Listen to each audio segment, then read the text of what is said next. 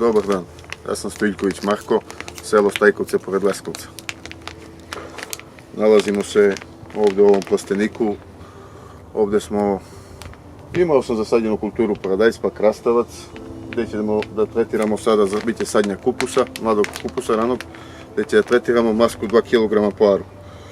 Prošle godine sam probao masku, tretirao sam u kupusu, što se tiče 2 kg po aru i nisam imao problem sa štetočina, puževa, ostalih tih štetočina, isekata uopšte tu gdje sam bio tretirao masku.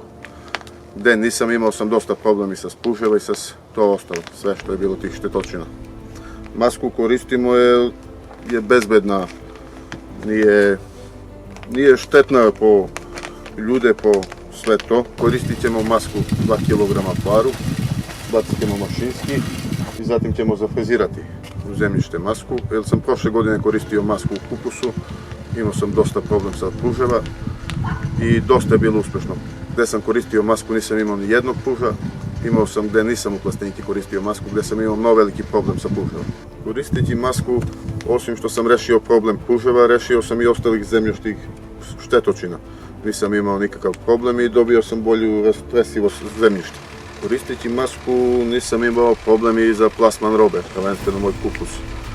Prošle godine mogao sam da dajem velikim trgovinskim lancima gdje nisam imao potrebu koristim pesticide.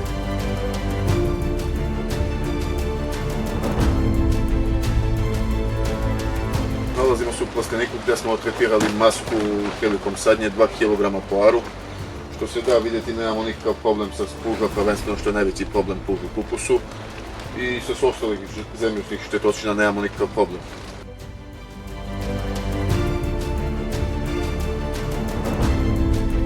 Nalazimo se u plasteniku gdje nisam tretirao maskom, nisam bacao masku i vide se dosta oštećenja od puža i ostalih štetočina što se da i vidjeti. Vidite da je puž uništio dosta i bit će problema kad stigne to do seču.